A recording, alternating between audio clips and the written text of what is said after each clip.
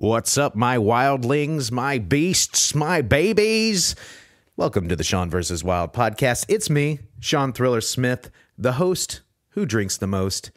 At least that's what I'm calling myself after last week. Thank you guys for tuning in to another exciting edition of the show. I hope everyone out there had a real baller status Valentine's Day last week.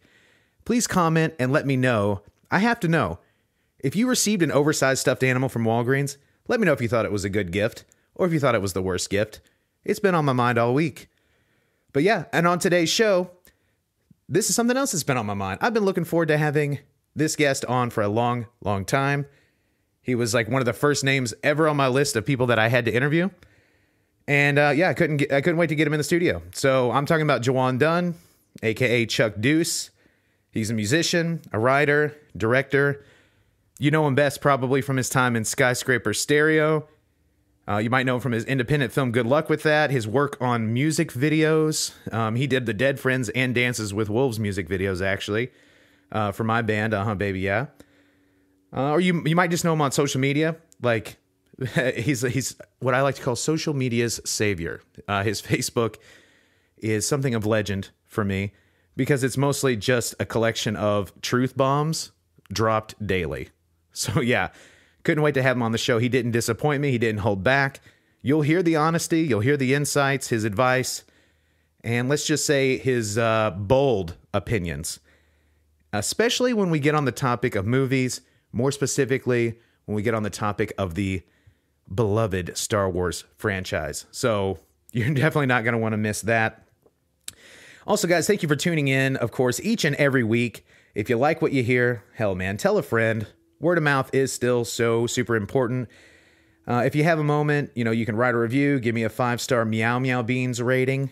Or you can just feel free to drop me an email or comment. All the feedback, I really enjoy it. Even if it's just to say, hey, that was a good show. Or if it's to say, dude, I think your show is hot garbage. So, or you know what, guys, maybe someone out there that's making big moves, someone you want to see showcased on the podcast. Feel free to refer him to me. I want to provide the content that you want to listen to. So, yeah, click a like button, a subscribe button, a follow button. Every little button helps spread the word on the podcast. For those of you, you probably already know it, but if this is your first time tuning in, it is going to be on iTunes. It's going to be on iTunes. It is on iTunes. It's on Stitcher. It's on Google Play. It's wherever you like podcasts. My social media is wherever you like social media. And if it's not on there, it's because I don't like that part of social media. So just check it out. Facebook, Instagram, Twitter, what have you. And yeah. Also, guys, if anyone of you out there knows Jennifer Lawrence, just tell her about the show. She is my ultimate dream guest. I will know that I have made it when she sits down with me here at the Smithsonian over a cold bev to discuss fast food and her favorite records. So yeah, guys, thanks so much for your support. Thank you guys for your participation. Thanks for the J-Law deets ahead of time. Big thanks to Joe Brock for delaying his SATs and rescheduling his ballroom dance classes just to bust ass 24/7, 365 here at Supernatch Studios. He's been busy booping the dials, charging up the magical sigils, shining up the woo hands, pumping up the Reebok classics, sketching the pentagrams, and modding out the tuna melt tremolos just to make sure I sound natch. Super natch. Thank you, Joe. Let's do lunch. All right, everybody, put your headphones in, put your tape decks on record, and prepare to get right. That's all for me right now. Let's get wild.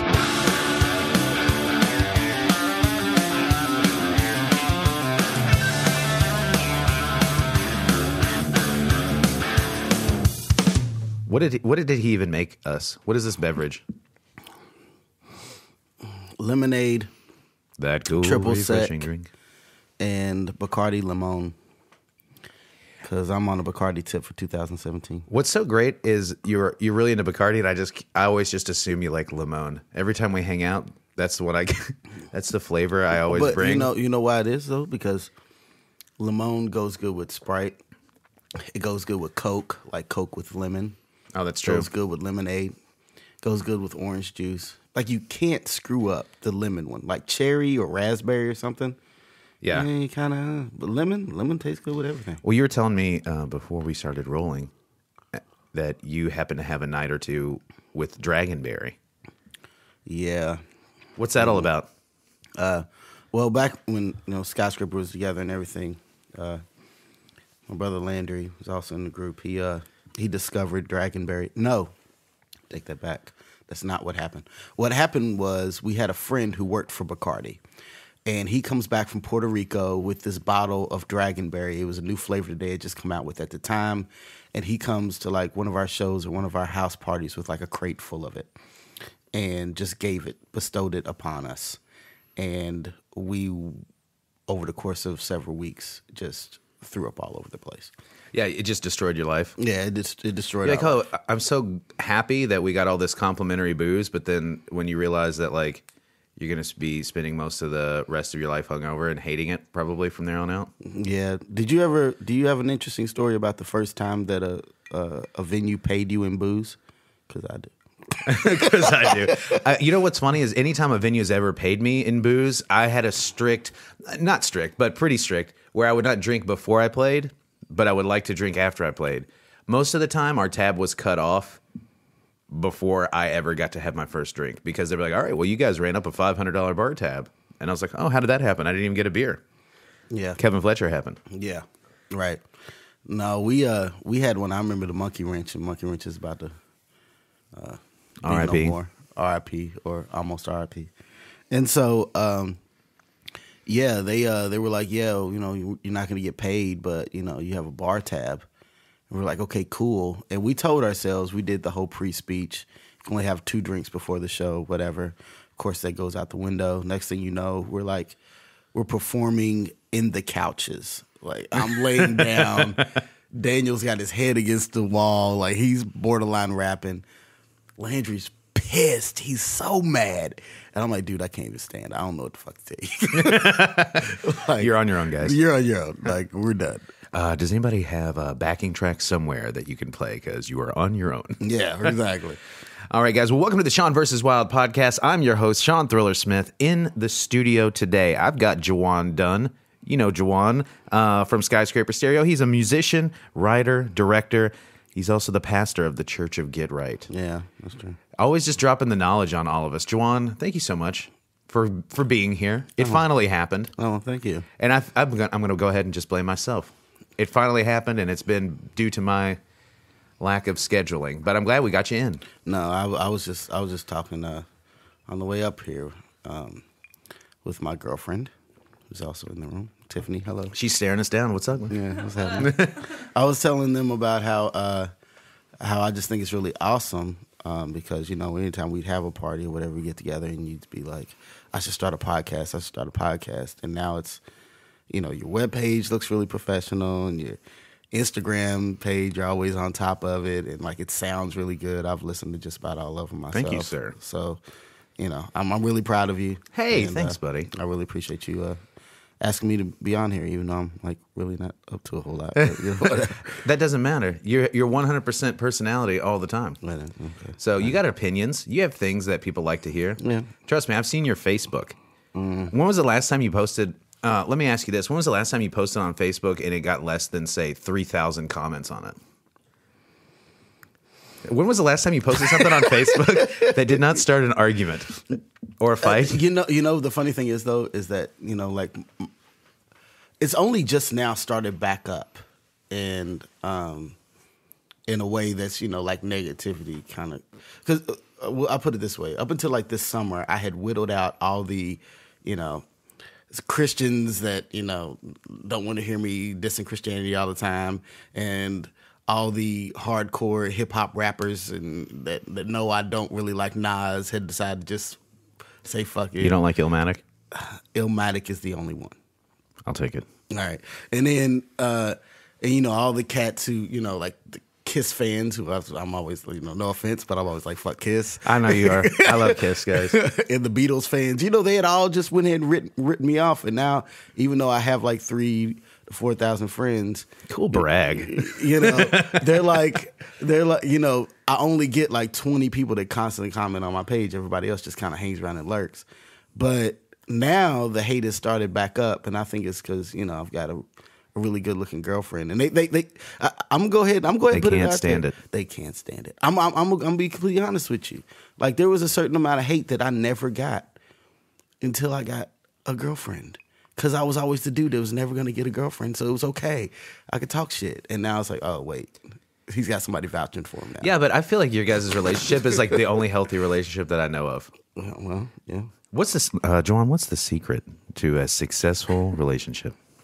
What kind of tips would you give a hot local single like myself, and how to net the perfect woman? Okay, number one, never refer to yourself as hot local single, or talk about netting the perfect woman. Well, yeah, that doesn't help. Just listen, man. You know, just listen and pay attention. You know, people in general are always dropping you hints as how to treat them. If you're just not so stuck up on yourself and you're actually listening to what they have to say, it's not rocket science. Yeah. You know, it's really not. Just don't be wrapped up in your own ego. Yeah. Are you a romantic? The cake is a lie, man. You know, like you know, like we grew up like close to the same cultural influence generation, you know, whatever. And, you know, let MTV tell us, you know, there's like some kind of secrets, you know, to unlock a woman's panties or some bullshit. You have to treat her like garbage. You know, yeah, that bullshit. You know? It's like the pickup artist. You yeah, remember that guy? That's exactly like what you got to wear about. A fucking 2-story purple top. Right, exactly. If you want to pick up chicks. And we grew up with all this fucking bullshit. And like the first thing you have to do, which really helped me, was I made a conscious decision to start forming platonic relationships with women. Yeah. And for no other reason than for my own self growth, because it's very stagnant and it's very detrimental to your own mental health to only be surrounded by people who are like you. You know, so if you befriend women, if you don't have any women in your life that you're just cool with, you actually go about it and say, I just want to be friends with this person. Like, my dick is completely out of the equation. Right. You know, seriously. And, you know, you hang out with them and you listen to them and you help them when they have a flat tire. And, you know, they come and bring you cookies when you have a bad day. And getting naked never comes into the equation.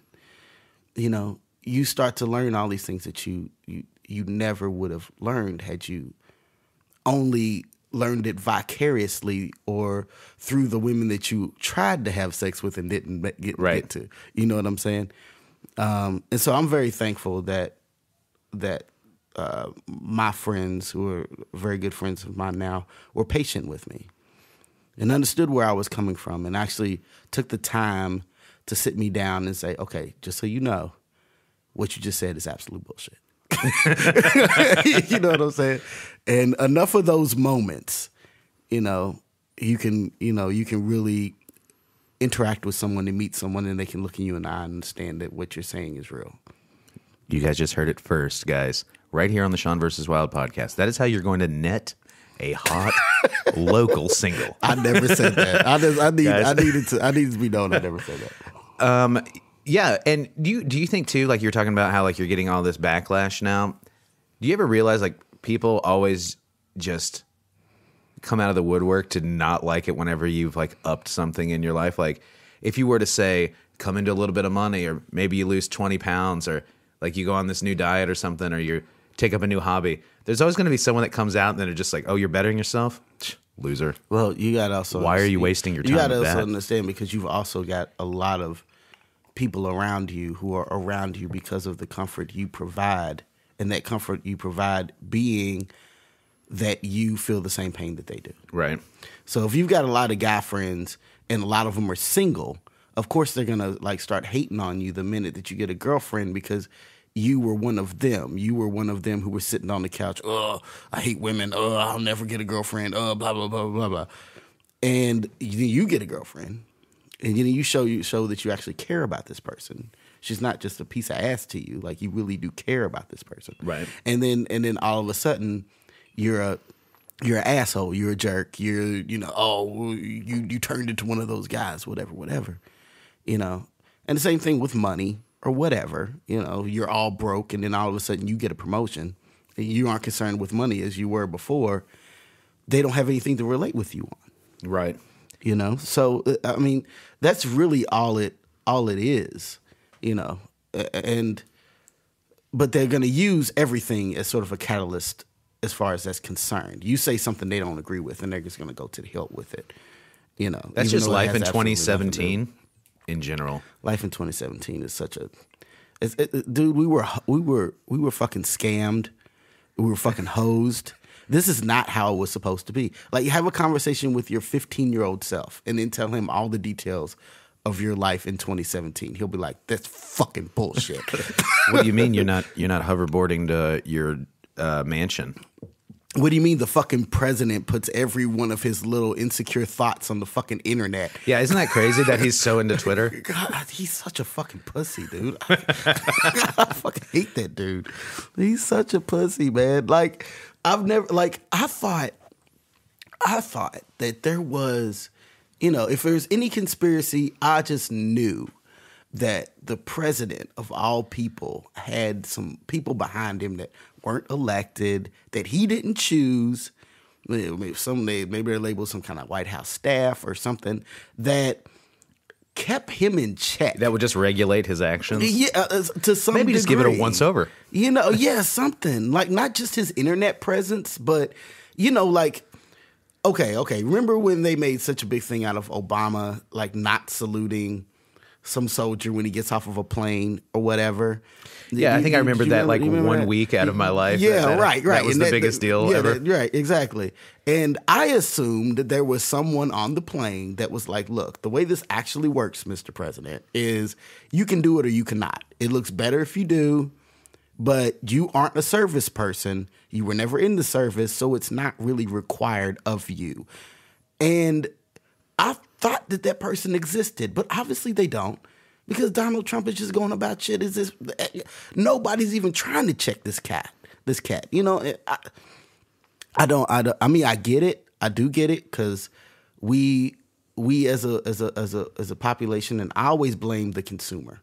I look at all of us like we're consumers. Fuck voters, we're consumers. Right. We as the consumers got so distracted by our PlayStations and our Netflix and our Twitters and our Facebooks and da-da-da.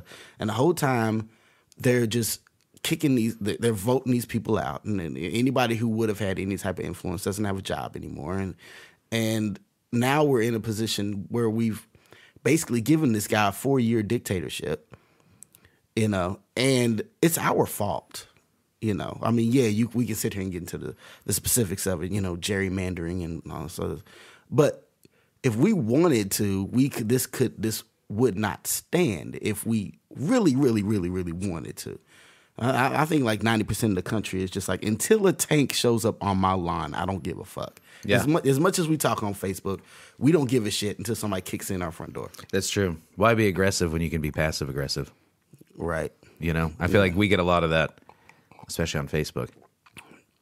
Oh, we do. Jawan, I was going to ask you this question. Are you a romantic?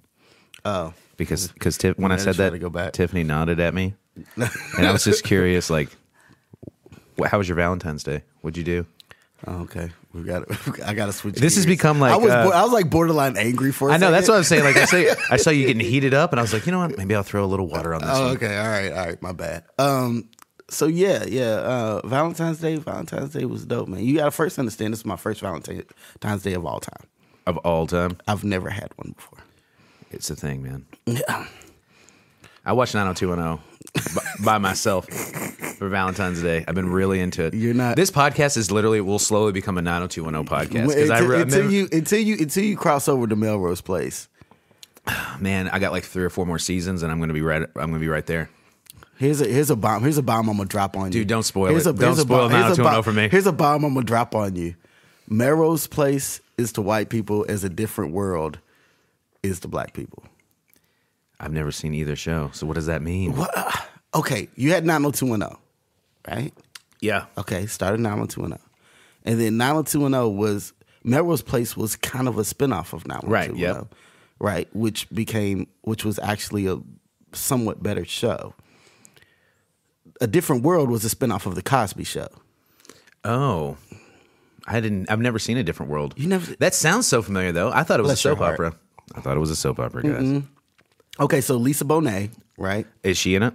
Well, Then I will tune in. Well, A Different World was supposed to be Lisa Bonet going to college in her college years. Gotcha. But then after the first season, she said, screw it, and jumped off the show. But they had a good enough cast that they said, we're just going to keep the show going. And that You mean to show tell me was Lisa Bonet dropped out of college? She dropped. I don't think she ever went to college. In Cliff Huxtable's house? She got that Lenny Kravitz D. She didn't go to college. I'm just saying on the show. Lisa Bonet was one of my first celebrity crushes, actually, from back in the day. Something about her long, curly hair. So I told this story a couple times, but it's really funny.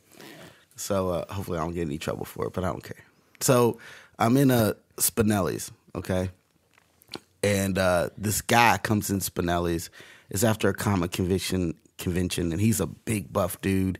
He's got sweats on. He kind of looks like a biker, but like in his face, in his beard, you can tell something about him. I was like, this guy's some kind of famous. I can't tell what it is, but whatever. I got work to do. I was working there for like a summer. And the owner comes up to me and he's like, Juwan, who is that guy? I know you know every person in media or whatever. Who is that guy out front? And I was like, fuck, now I'm being quizzed on it, And I'm like, I do know that dude. He's big like a professional wrestler, but he's not. I can't think of him body slamming anybody. I can think of him maybe holding a sword, but not in like a loincloth sword kind of way. Viking, no. Knights, no. Tribal, maybe. Tribal, spear chucking, feels good. I'm feeling a desert. Conan, he's not Arnold Schwarzenegger. He's too young to be in the original Conan remake. Wait, that's the dude from Game of Thrones. That's Khaleesi's guy. That's Jason Momoa. That's who he is. And he's like, oh, okay. You mean to tell me Aquaman came into Spinelli's? It gets better. So he grabs a pizza and goes out there and gives him a free pizza. And he's sitting there with a couple of guys, in that Lincoln that the guy cut in half. And so he's sitting there and he chats it up with him and takes pictures, owners of restaurants do, so you can put it on the wall or whatever. And he comes back and he's like, yeah, Juwan, thanks for telling me who that was. I'm like, yeah, that's Lisa Bonet's baby daddy. And he's like, what?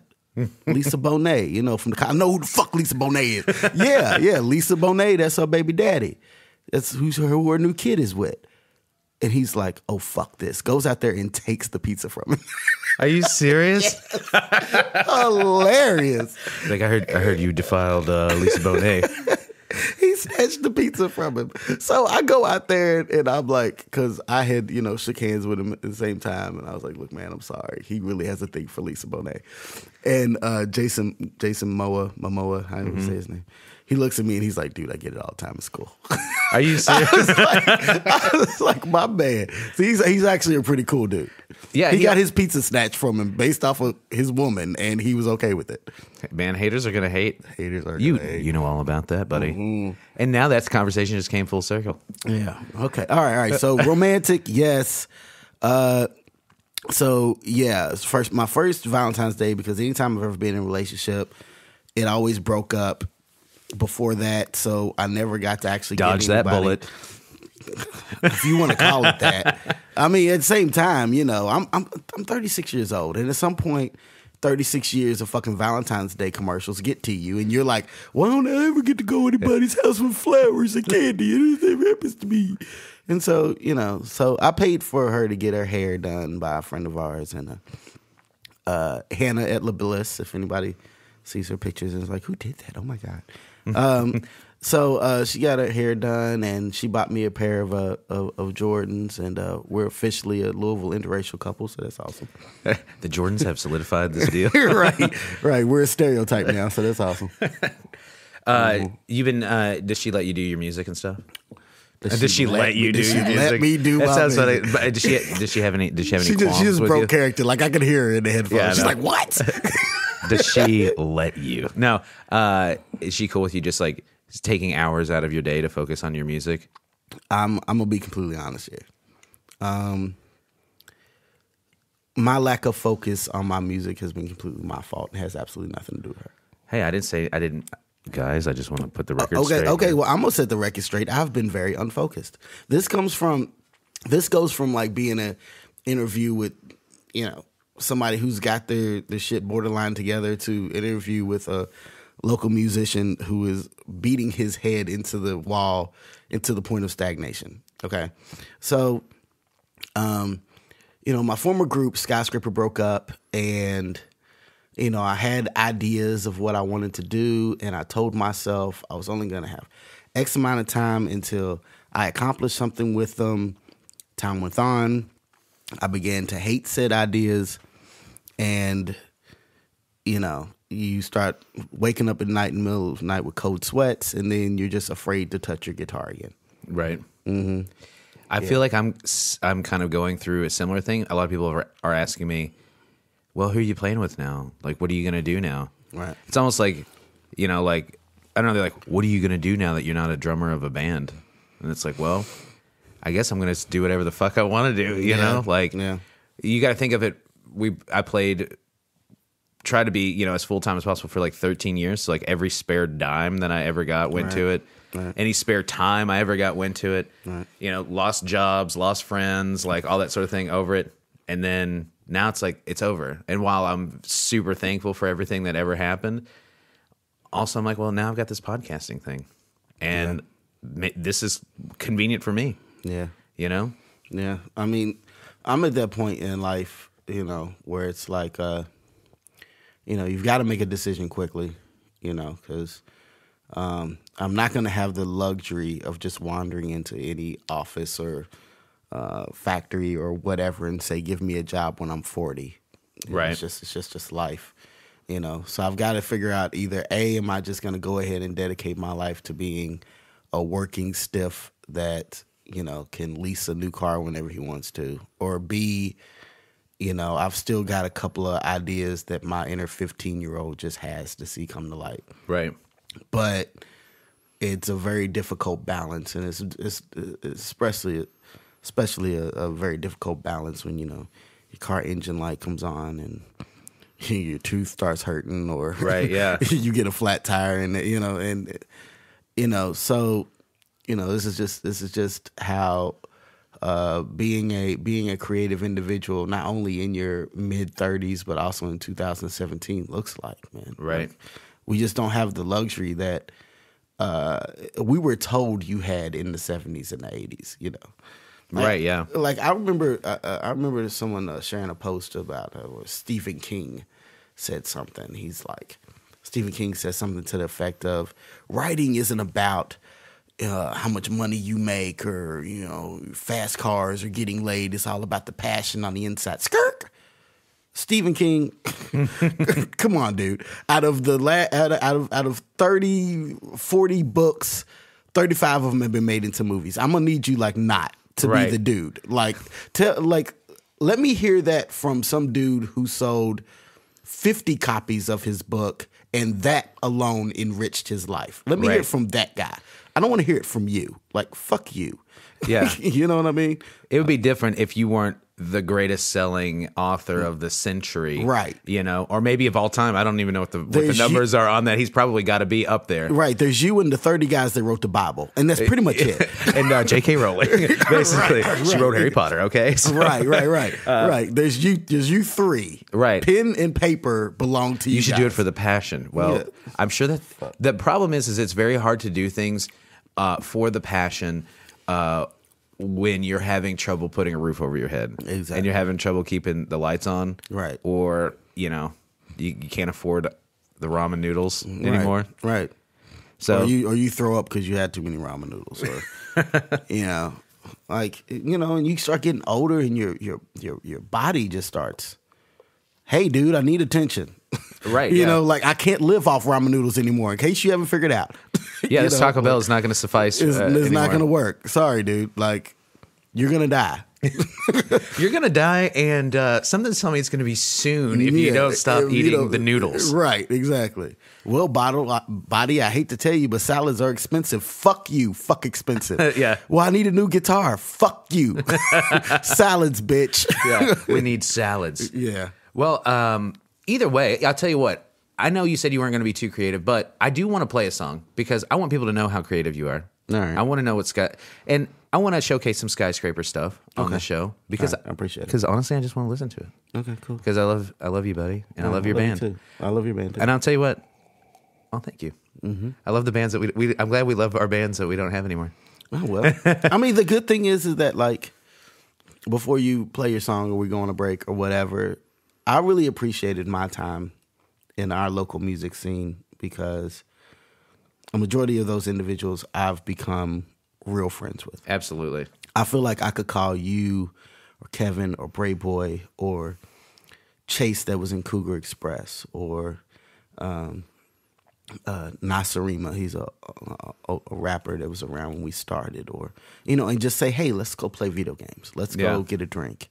And I never would have been able to do that. And who knows, I might be able to do it till I'm 50, 55. Yeah. Kevin's kid would be in graduating college. I could still call Kevin and be like, hey man, you want to get a drink or something. Yeah. And I could never have done that had I not shared the stage with you guys. That's the whole thing. And that's and at the end of the day, that's the point. I've always said this, like, you're right. At the end of the day, that is the point. Because, I mean, I didn't make a ton of money. I didn't really make hardly any money that I didn't turn around and spend right back in the band. Yeah. But for a kid that came from a small nowhere town in Indiana that does not have a college education, does not really have so many, like, super catalog of skills, I've just been able to see the world. I've been able to, tour the country and play all these shows and meet people. I was telling a story the other day that I remember being in Saturday school, which was like detention, and you would just go there and do quiet work, which I always brought a copy of AP magazine. And I remember looking at an AP magazine, and it had like Saves the Day, The Used, Yellow Card, Story of the Year, like on it. And then I remember just like in the same summer getting to hang out with Saves the Day, Yellow Card, The Used, Story of the Year. And I'm just like, you know what, dude? You made it. I mean, I remember one time, the moment where I was like, I had two moments where I said, you know what? It's okay. One was I went out on a date with this chick, or one of those things where you think might be a date, kind of, sort of, who knows.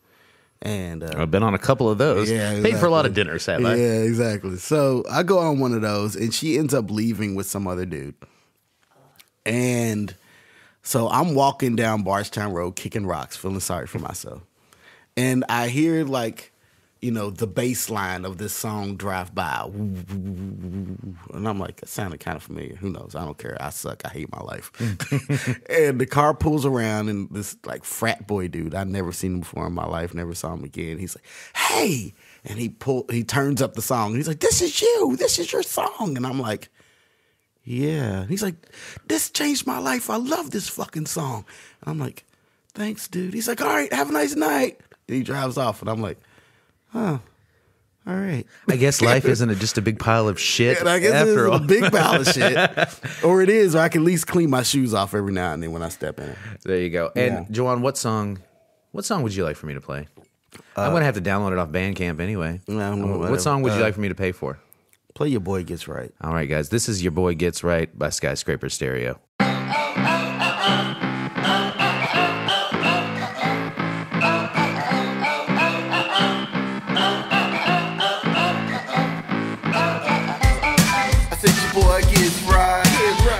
Chick, knock it down all night. I said your boy so fresh. Tell me later, but for now I digress. Your girl 18, pick her up after school. She had a bag of Charlie Sheen, that means she down from up too. She love the mean Gene, I'm Gorilla Monsoon. She the mouth for the South, Jimmy Hart on my couch. And so they call me Doug Funny. Crazy about these beats, and Skeeter better have my money.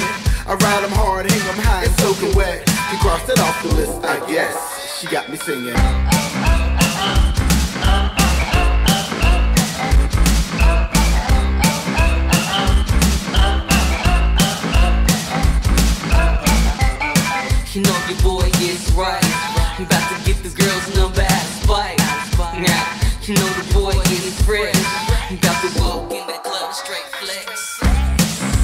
Wherever I go, I'm the life of the party.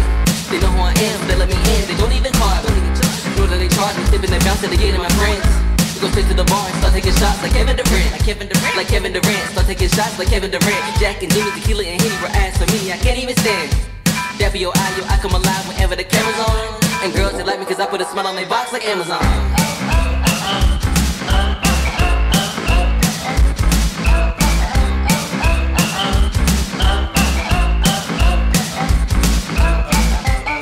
I said your boy gets right. Get it right, keep it right. I said your boy gets right. Get it right, keep it right.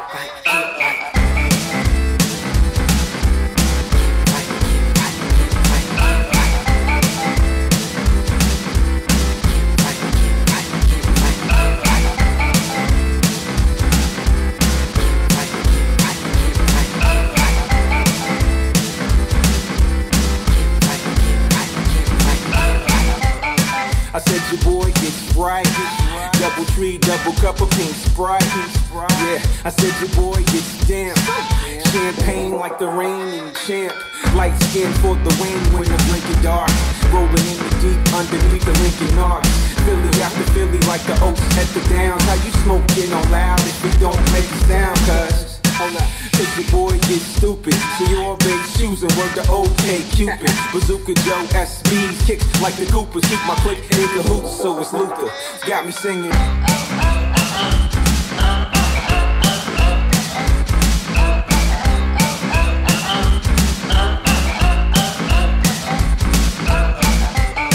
said your boy gets right. I said your boy gets right. Hey yo, your girl just left.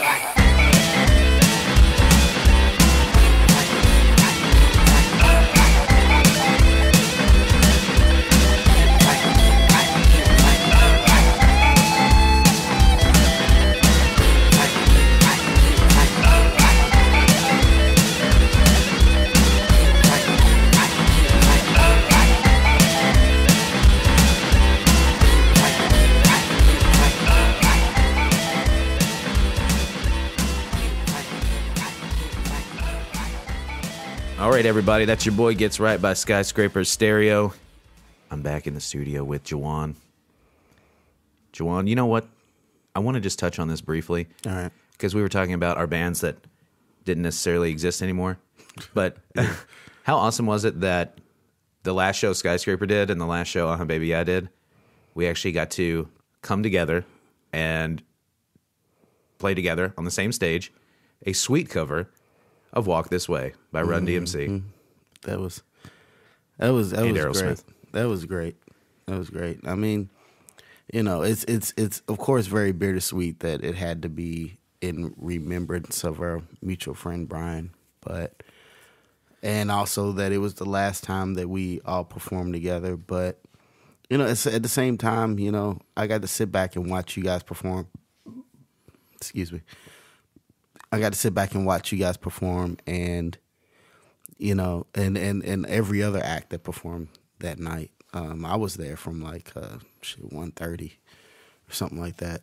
You know, we all got there really early that day, and just really renew your respect for your fellow musicians. Yeah, you know, so often we only get to know each other on the internet and through shows or whatever.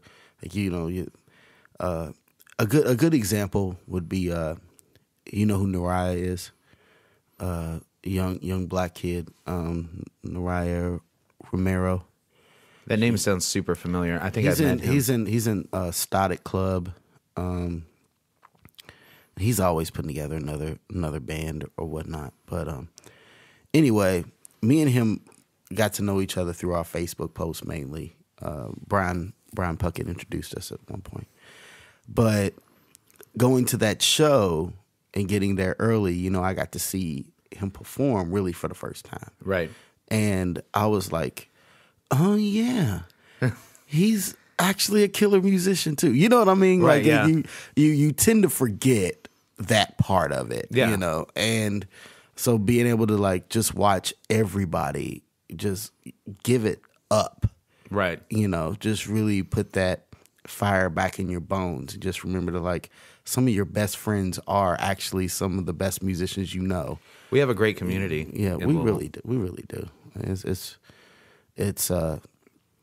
you know, it pains me every time I turn on Netflix or turn on VH1 or something, and they're talking about Greenwich Village or, you know, CBGBs or, you know, the LA Strip and the da-da-da-da. And it's like, dude, fuck, man, if y'all would just give 5 seconds of attention to what we have going here, or, I hate to sound like the old guy, but, you know, what we had somewhere in between 2004 and 2014. Yeah.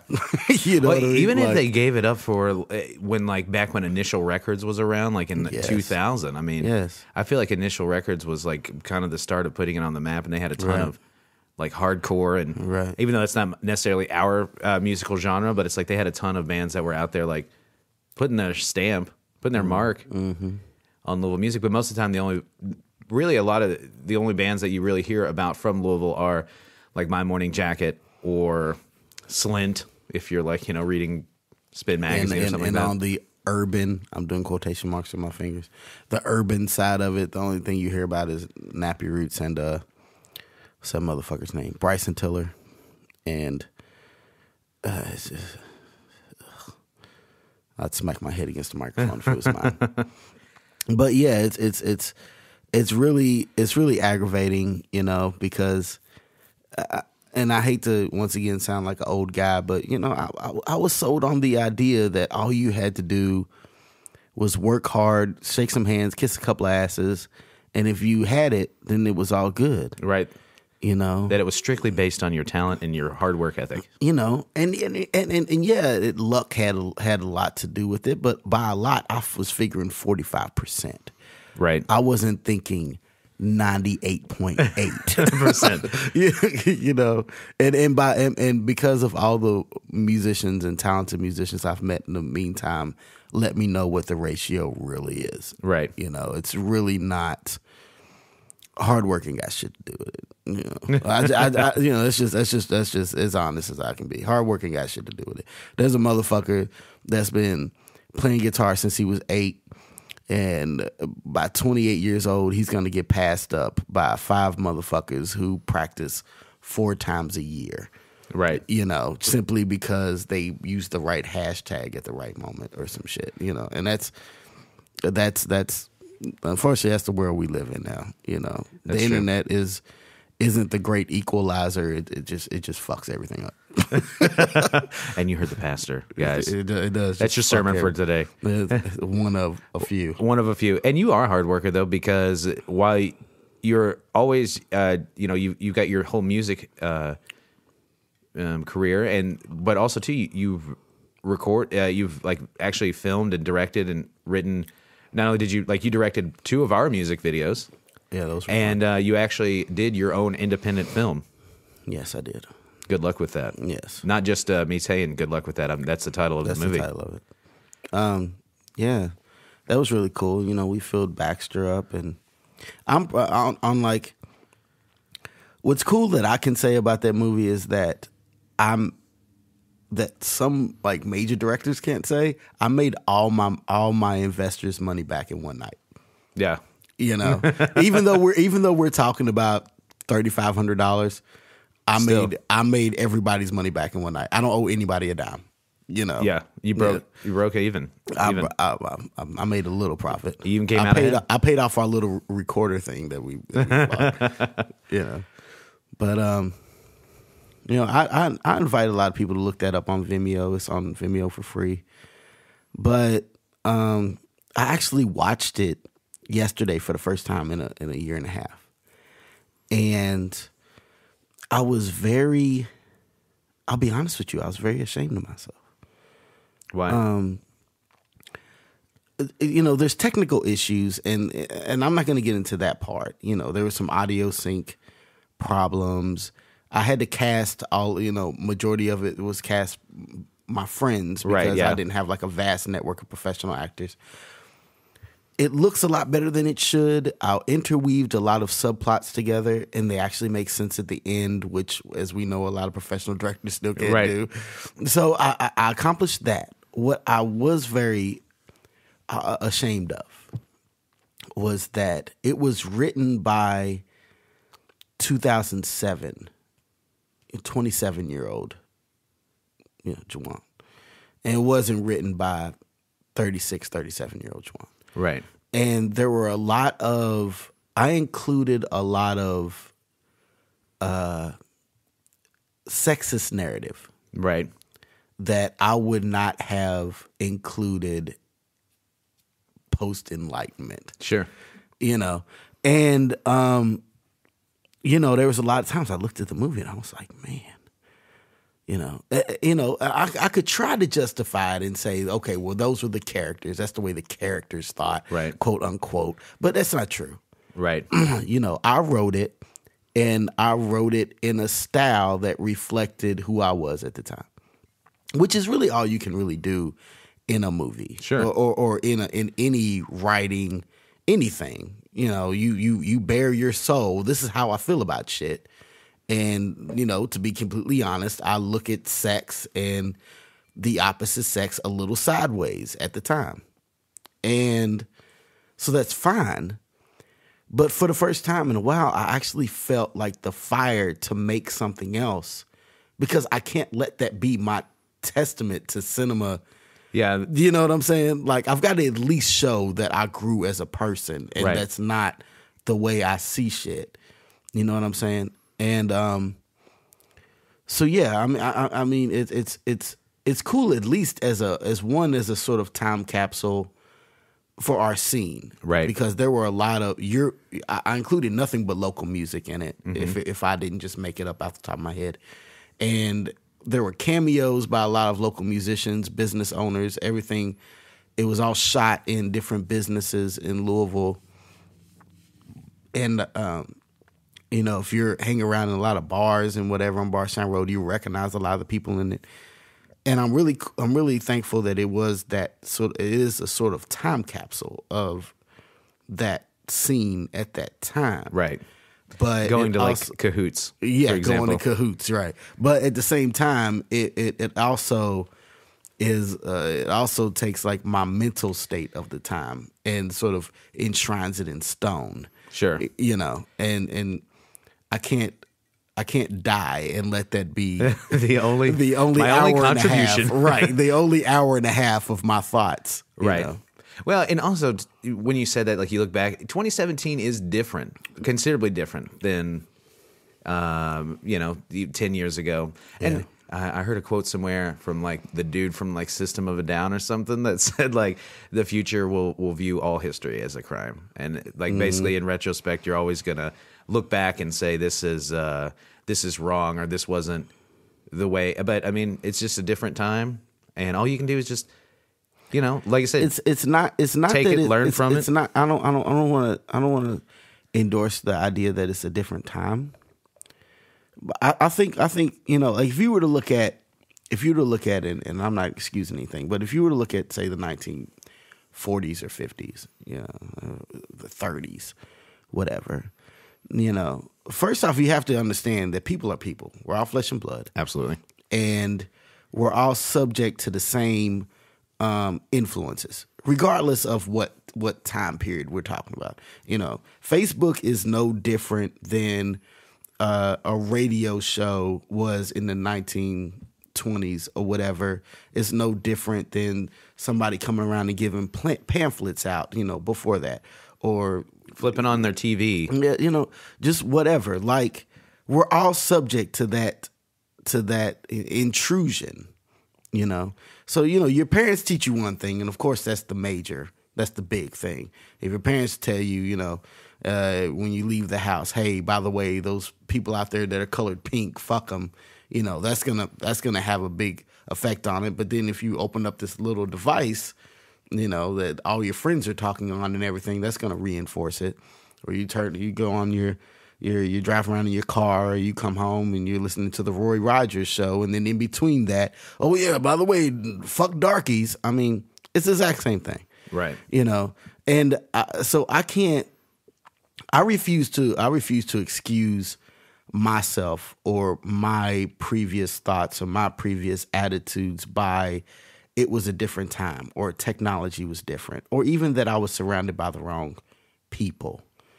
I refuse to say that's an excuse.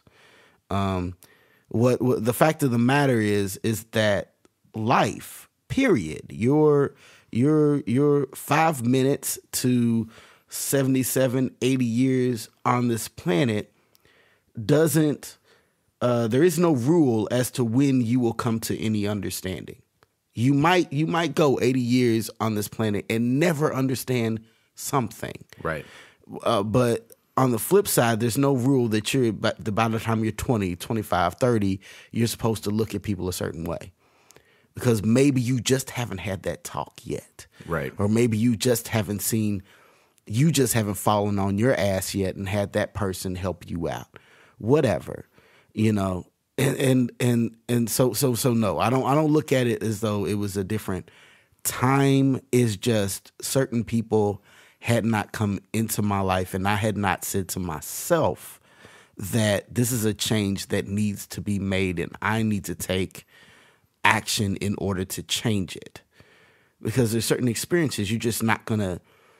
If I say to myself, you know what, I have a problem with Indian people. And by Indian, I'm saying like the nationality Indian people. Just for whatever reason, a commercial I saw, my father just always said, fuck Indians. You know, I read something I watched a YouTube video, whatever. Then the opportunity comes for me to go to India, and I say, fuck that. Can't stand Indian people. How would I ever know, you know, that if I had went and I had an open mind, I would have had a really incredible experience, or I could have met a lifelong friend or whatever. You know, but you've got to take responsibility for the fact that you let all these outside influences get to you. Right. You know, and so no, I can't excuse, you know, any past thoughts or attitudes because I was young or it was a different time. It just wasn't my time in order to come to that understanding. That's probably the exact same way George Lucas feels about Star Wars. I seriously doubt it. Did you see what that segue is? Because I know how much you have an opinion on Star Wars. I hate Star Wars. I know. That's why I could not wait to talk to you about Star Wars. You couldn't wait. What are your opinions on Star Wars? Because we actually share a pretty similar opinion. My thing is I don't hate Star Wars. So maybe our opinions are not the same, but I do feel that Star Wars is a movie franchise, because we're both movie buffs, that is pretty okay. But it's not worth, you know, some of the things about it, it's like, it's not worth all the hype. Star Wars should be a daytime television show.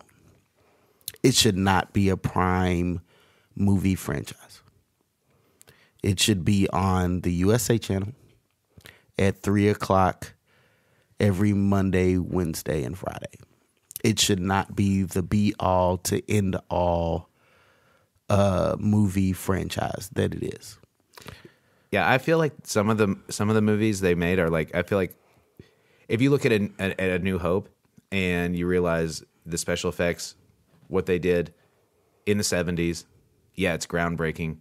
It's a fun action movie. It's just as fun as watching Indiana Jones. You know, it's a fun action movie set in space. I mean, it should be. They should have went. It should have went like Star Trek status when you had Deep Space Nine and The Next Generation and everything. Star Wars should have went that route the same time that Star Trek did. If it had, I'd be okay with it, because. And from a creative standpoint, this is why. Because Star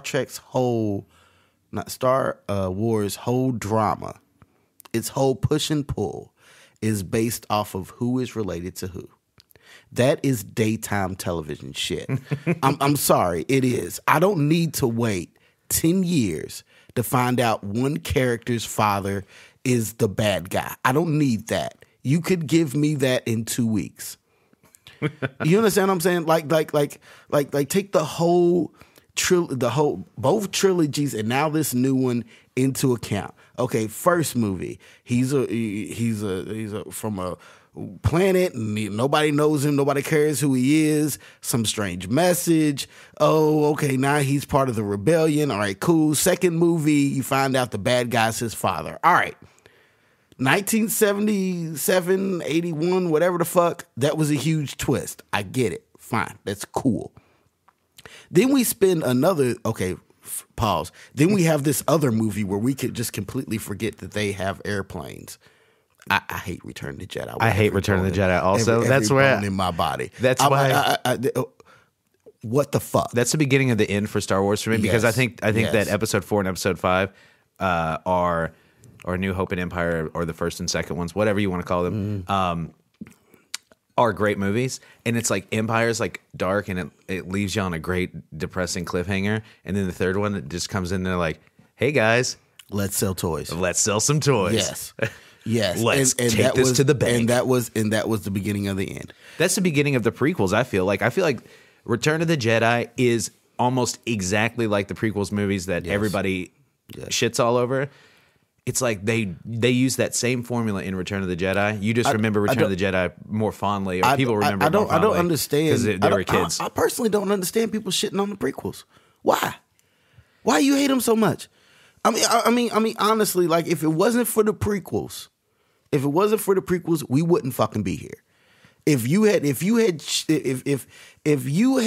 shit on Phantom Menace the way you act like you did, which you obviously didn't, and I'm not saying the proverbial you, right? The Star Wars fans you. If you had shit on Phantom Menace the way you say you did, we wouldn't fucking be here. They'd have lost money and they never would have made 5 fucking more. So you're a fucking lie. Stop that bullshit. You actually wanted to see Darth Vader become Darth Vader. And, you know, I'm not going to sit here and lie. We all did. But that 5-minute clip at the end of the third prequel wasn't worth that 7 hours you made me sit through. Not any, no. And now, I wish to God I had a bug in the room when Disney and who's the fucking light flare director I fucking hate that did the new one. What's your boy's name? J.J. Abrams. Fuck him. Fucking dude, he made Lost. I love Lost. Fuck him, Mr. Light Flare, his damn self. I hate that guy. You didn't like the new Star Trek? No. Okay, go ahead. Continue. I'll watch Star Trek again when my man who direct Fast and the Furious gets a hold of him. I think Fast and the Furious is a better franchise than both Star Trek and Star Wars. Fight me. Fight. All right, guys, you heard it. He's thrown down the gauntlet. Yeah. If you have anything to say about it, we'll be holding an underground fight club. I'll be at Tap Room tonight. But yeah. So you know, I wish I had a microphone in the room in Disney when J.J. Abrams is there, and they're like, "Okay, guys, we have every writer in Hollywood. We could pull anybody, whether they're a freshman at USC or they've been writing secretly for Quentin Tarantino for the last 20 years. We can pull anybody in this room. We can have any cinematographer, any actor, anybody we want for this movie. What do we want to do?" And somebody raised their hand and was like, "I got it. We'll turn Luke into a girl. We'll turn Harrison Ford into a black guy, and we'll turn the little trash can RJ-D2 into a soccer ball. That's a new fucking movie." And they were like, "Yes." You got it, brother. And they were like, "It's cool. We're rolling with it." And then to make it even better, motherfuckers bought it. I swear to God that fucking Star Wars movie was the beginning of the fall of America. We should have saw it. We should have fucking saw it because the same shit that made Star Wars nuts by what the fuck's the name of the movie? Number 7. I'm just calling it number Force 7. Awakens. Force Awakens. Star Wars nuts bought Force Awakens for the same reason that these fucking Southern motherfuckers bought Donald Trump. It's the exact same brainwashing. Like I sit here and I was on Facebook one time and I said the words. This dude's like, I don't understand how Donald Trump got elected the same way that you ended up buying 3 tickets to Force Awakens. It's the exact same thing. You went back 3 times for the exact same reason some bumfuck in Alabama bought a ticket for Donald Trump's inauguration. You the exact same fucking reason. You were brainwashed by the exact same fucking freaky frequency. You fuck. You know, I'm going to have to weigh in here because I saw, I think the worst offender for the Star Wars franchise is Attack of the Clones, by the way. That one is the worst, and here's why. They CG'd an apple. Like, they're just eating a fucking apple, and they decided to CG it. And I was like, bro, you couldn't... They didn't have real apple on standby. Like, catering didn't have, like, an extra apple, like, maybe, that you wanted to use for this shot. You CG'd an apple while they're eating it, and they CG'd it going into their fucking mouth. I know you gotta exactly be kidding me. I know exactly that what part scene you're talking embarrasses me. The dialogue in it, it's like a love story part, and he's just, like, talking about how, like, he can't, like, it hurts him or something, and, dude, the dialoog is painful. I still blame Return of the Jedi as the one. Well, yeah. I can't let Return of the Jedi off the hook. Because, it's the biggest plot hole probably in cinema history. Last 2 movies, you defeated the Empire using airplanes. And then this movie, we're just going to completely forget about it, and we're going to wage a land war with teddy bears to get to a fucking satellite like you don't have airplanes. I'm sorry, that right there, and the fact that the studio slid that under everybody's nose for the sake of lightsabers and cute little teddy bears in the forest, when they realized they could get away with that, it was a wrap. That was it. It was like there was this dude. In my mind, the way corporate meetings work, there's always this guy, you know, like for instance, have you seen the adult Legos? Yeah, where, like, they build a wall and yes. other things for, Okay, like, your studio apartment or whatever. Yeah, in my imagination, that same guy who worked at Lucasfilms worked for Legos, you know, and so at Legos, for the last 30 years, this guy's been raising his hand in the boardroom. You know what would be a really great idea is if we make adult-sized Legos, so adults can make tables and chairs and walls and even garages or whatever they want, and their nostalgia for Legos will make them buy it, even though if you just buy some drywall, it'd be a lot cheaper, but they're going to do it because it looks cooler with Legos. And they've been shooting him down for 30 years. And they even fired this fuck when this other little makeshift company came up, and they were like, you know what, we're going to make adult-sized Legos. And then all of a sudden Lego is like, who's been saying that? Yeah, Johnson, you're fucking fired. I feel Here's a gold watch, Johnson. Yeah, exactly. Get the fucking gold watch. Get the fuck out of here. I feel like the exact same guy worked at Lucasfilms, and he was like, hey guys, I know you want to sell teddy bears, but this plot is stupid. They've had airplanes for the last 2 movies. Like, this is dumb. And they were like, Johnson, shut the fuck up. Shut the fuck up. Go to the fucking, you know, the bottom. Give me another coffee, Johnson. Yeah, you know, Office Space, the guy who's always worried about a stapler. Right. That's who I see Johnson as. That's the guy. And they always tell him to shut the fuck up. And had they listened to Johnson, but you know what company does listen to Johnson? Yum Brand. Because Taco Bell, they just make new hot shit all the time, and it's the equivalent guy's fault. They always listen to Johnson to Taco Bell. They don't pay him shit, but he's like, hey, I got an idea. Okay, steak, all right. Beef, okay, we're listening to Johnson. Potatoes, all right. Nacho cheese, all right. Here's the kicker: we're gonna make the burrito out of fried chicken. Johnson, you're the fucking man. You got it, Johnson. You got it, Johnson. You've been promoted. They'll never promote Johnson. They always stick it back in the bottom of the basement, and he's happy to be there. They just give him a new Johnson's certificate. our idol, you know. And if I could be that guy working in some movie studio where they listen to me every now and then and stick me down in the basement, but they give me a $50,000 check every couple of weeks. You know, I'm okay. I'm cool with that. Have you had the chalupa that's a chicken? I did. What did you think about it? It's terrible. I thought I was like, man, this tastes like a McChicken from McDonald's. This is fucking terrible.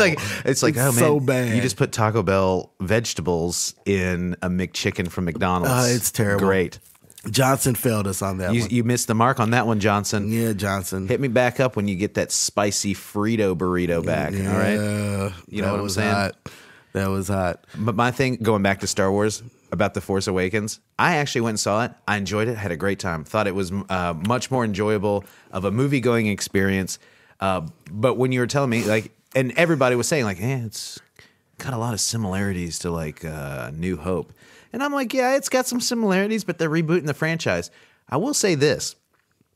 I heard a lot of great things about Rogue One.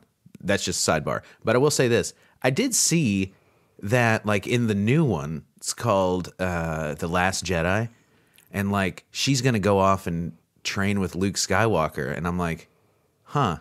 So the main character is going to go off and train with The Last Jedi. I wonder if Finn's going to get frozen in carbonite, and then I wonder if they're just going to remake Empire Strikes Back. What is this? Exactly. What if that's exactly that would be the biggest Chris Angel can we mind talk freak. And can we talk about how the bad guy is like the worst bad guy in forever? Like, he's such a fucking pussy. Like, I mean, I haven't seen He's a worse. torn on the inside. I haven't seen a worse bad guy since the dude in Casino Royale whose eye was bleeding. Yes. He was fucking terrible. Like, I love Casino Royale. I love James Bond. He was the worst James Bond bad guy. Yeah, ever. Yes, ever. Now I'm like racking my brain to try to think of what his name was. Anyway. Sharif. Yes. Yeah, something like that. Yes. I read the book Casino Royale, and they didn't even play poker. They played Backgammon. They played like bunco. I made that something up. Something like It starts with a B. Starts with a B. It starts with a B, and it's not poker. Yeah. Baccarat. You know what the fuck? Did I make? Is that Baccarat? it? That sounds right. Did I just make Burt Baccarat? Yeah, something like that. I read a lot of the Ian Fleming books, but you know, I've always wanted. Like, I always wanted. I just made the jerk off motion with my hands for those who can't see. I've always wanted the shake weight motion. The shake I was weight just doing a shake weight. My daddy had a shake weight. That was a very funny conversation. Is I want the reverse movie. I want the bad guy movie where, you know, for instance, you use James Bond as an example or Batman. Like, I've always wanted a Joker movie. Like a Joker. Oh, you must have really enjoyed Suicide Squad then. A Joker Scarface movie. You know what I'm saying? Like, where we're just watching the Joker do his thing, and Batman is this asshole that keeps interrupting his shit. You know, or the same thing with James Bond. Like, because I personally, as much as I love James Bond, I thought Spectre was terrible. I hated Spectre. Haven't seen it yet. You ain't missing shit. Like, you're really not. I like Christoph Waltz, and that's going to be a bummer. He's only in there for like all of 4 minutes. It's not great. It's not. But give me like the movie where we're watching, you know, some disgruntled guy used to be an agent decide to form his own counter agency, and he's just blowing up buildings, and we're just loving the fuck out of it, and we're seeing him plot shit, but we really don't know what he's plotting. We kind of do, and then, you know, we see it come to fruition, and we're like, oh shit, this is gonna be hot. And then this asshole James Bond shows up, and he kind of deflects him but doesn't, and he keeps doing his thing, and he steals his girlfriend. Like, give me that movie. I've always wanted that fucking movie, you know. The closest you mentioned it, like, I think Scarface is like the closest you'll ever get to it. And that Scarface's only appeal to me is that Scarface is in my mind is the only movie where we've have a bad guy that has absolutely no redeeming quality, and he's the main character. And I can't think of another one. You know, we're pretty well versed in movies, and I can't think of another one where. You know, there was like, for instance, Iceman that followed the real life Ted Kuklinski or whatever his name is. Yeah. I think I just nailed that, guys. Yeah, I don't know if that was his name or not. I guessed. But unfortunately, that movie was just fucking boring. Just fucking boring. You know, Michael Shannon just like staring intently. Yeah. Walking around the suburbs staring at people, and every now and then he kills somebody. But, you know, like, I'd love a fucking bad guy movie. You're pulling for the bad guy not because he has some hidden redeemable quality, but because that part of you that really does want to blow up a building, like the part of you that enjoys Grand Theft Auto for the exact same reason. Right. You know what I'm saying? Like you love Grand Theft Auto because there's a part of me that really does want to run up and smack an old woman in the face and drag her out of a taxi cab, you know, and you get to do it for 10 minutes in high def on Grand Theft Auto, and that's why they make so much money. Give me that movie, but give it to me with a character we've been looking at for the last 30 years. Give it to me with the Joker. That would be genius. That would be fucking genius. Like, don't make me feel for the Joker. I don't need to feel for him. I don't need to feel sympathetic for him. I don't need an origin story. I don't need to know why he became the Joker. We already know. He's an asshole. He's in the clown costume. He likes to blow shit up and fuck shit up just to do it. That's all we need to know. Go. Give me that for 2 hours. And you know what? And my love here is gonna hate me for saying this, but the potential of that is why I actually liked Jared Leto's Joker, because my face just his face just changed.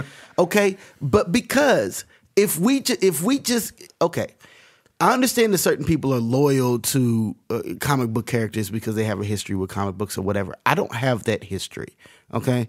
I absolutely hate it when people say I don't like this because it's not like the comic books I loved, and I'm like, well, that's because you're watching a movie, yeah, and you're not reading a comic book. Yeah, but if you took Jared Leto's Joker, okay, the purple Lamborghini, he's in the club, you know what I'm saying? He's got pinky rings, he's got a grill, you know, and he gives no fuck, and he's talking shit to gangsters, you know what I'm saying? He would be the perfect Joker to follow around for 2 hours and watch just act a fucking fool. You know, Jack Nicholson's Joker served a purpose, and Heath Ledger's Joker was great, but let me follow around Jared Leto's Joker and watch him just tear the club up. It's so funny because you like Fast and the Furious, and for some reason, I think that they have some sort of somebody that worked on Suicide Squad also worked on Fast and the Furious, and you can kind of tell. Yeah, to me, like Suicide Squad kind of reminded me of Fast and the Furious, or like an energy drink commercial. Yeah, but. I like Fast and the Furious. Like Rockstar Pro. Only because Suicide Fast and the Squad. Furious doesn't pretend to be anything other than it is. You know, we're going to throw some cars off of a couple buildings.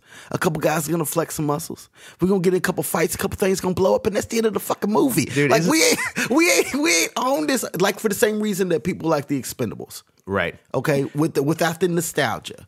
Right? Because, okay, you know, if you take off the nostalgia of the fact that it's what's his name, Sylvester Stallone and Arnold Schwarzenegger and all this and everything, you like The Expendables because it doesn't pretend to be anything more than it is. It's a bunch of guys blowing a bunch of shit up for the sake of blowing shit up. And Fast and the Furious is same thing, just add ass, titties, and fast cars. What I love about Fast and the Furious, and I'm okay with that. What I love about Fast and the Furious is, like, you know, in the earlier ones, they're just like underground street racers. Yeah. And then by the third or fourth one, they're like, you know what, guys, you're the best racers in the world. Yeah. We're gonna need your help on this. Yeah, like the government and the police. What the fuck? Are like, you know what, guys, we're gonna need your help on this. Yeah. Like, this is so stupid, but you know that what? would never happen. But you know what? Who cares? It's not like you know, like they have their moments where they have to sort of stare each other down in their face, and you know, there's always some type of love interest or whatever. But we know that goes along with the movie or whatever, right? But to go full circle, Star Wars, on the other hand, is just as, if not more, corny. But Star Wars hits you at every corner. The minute they're about to release a Star Wars movie, it's on the television when you turn it on. It's on Facebook. It's on Twitter. It's on. You go to fucking Finish Line to shop for Nikes, and there's a little Star Wars ad at the bottom of it. That's where I get pissed off. Right. You know, like if Star Wars would just stay in its fucking place. You know, you guys like it because you like fucking lightsabers. You like the idea of a laser sword. I get it. You like the ideas of phasers. I get it. You like the ideas of X-Wings and Death Stars. I get it. Okay, let's stop putting this on my head like it's the fucking Bible. Because newsflash, I hate the fucking Bible too. You know, like stop doing it's how heavy they do it is what pisses me off. It's like, you're gonna love this. You have no other choice. Yeah, like, no, I'm not. I already decided I hate this whole franchise when I was 17. Go fuck yourself. I can't wait to hear the feedback on this podcast. I can't wait to hear it because I feel like you just basically this whole podcast you just really preach the truth this whole time, and I you know that's I feel that way, like I said about Star Wars. Like I've always just felt like it's pretty good. I like Star Wars. I don't like it as much as anyone else. I feel like I just don't. I like. Wouldn't it be some shit if Episode 7 was Empire Strikes Back? I'm just saying. It probably will be. I said Episode 7. Episode 8. Rip off any other movie. Like give me Star Wars that's ripping off Godfather. Wouldn't that be something? Give me Star Wars that's ripping off Panic in Needle Park. Do something other than rip off your damn self. Like that's what pisses me off. Had Force Awakens just been a ripoff of Godfather 2, I might have been okay with it. Like if it was a ripoff of Kindergarten Cop, I'd have lived with it. Not a ripoff of the first fucking movie. I can't do that. I can't unless you advertise it as such. Unless you come out and say it. Like this is gonna be like jump out in front of it and say it. I'll be okay with it. Don't let me go and pay $10 in it. And I'm not even a Star Wars fan. And I'm sitting here watching this like, really? They put the secret in the little robot dude? Like, the fuck? We're really doing this again? And she's from some little desert planet? Like, for real? Oh, in the last fucking 45 minutes of them trying to blow up their secret starship thing. We're really doing this again? What the fuck, man? Like, a casual watcher should not be able to watch it, the 7th movie, and tell that it's ripping off the first. Right. In no universe should that happen. And fuck Star Wars. I don't give a fuck. I love you. I love your podcast. Anybody listen to this, you like Star Wars. Fuck you. Star Wars fans and Donald Trump fans. Fuck you. All right, everybody. And just to wrap that up, because we are coming to a close here, Jawon, I want to have you back. Can you just be like, maybe we'll just get our own podcast, brother. I think that's what we need. Guys, we're taking a whole new change. We're going to do something different. But Jawon, do you have any links? Do you have anything that you want to plug? You want to talk about? Let everybody know what you're up to. I would just say I'm not trying to steal your thunder here, but I would say somebody just add Jawon on Facebook, because what you've just gotten over the last 1 hour and I don't know 15 minutes or so, what you just gotten is basically what you get on an everyday basis. The pastor. Well, there's that, and there will be more music and movies and things, but yeah, I put my money where my mouth is, baby. You know what I'm talking about? All right, everybody. That's going to be it for me with the Sean vs. Wild podcast. Check it out. iTunes, Stitcher, Twitter, fucking, anywhere else that you like to check out podcasts. And then me and Jawon, I think, are just going to drink some more Limone Bacardi. And I need at least one more to drive across that bridge. You heard it, guys. We're not drinking or driving. No, we're not. So... but my girlfriend's driving. Perfect. All right. Tiffany saving the day again. All right. Big shout out to her. Big shout out to Jawon for being on the show. I love you, buddy. Thank you so much for doing that. This has been the Sean vs. Wild podcast. Later.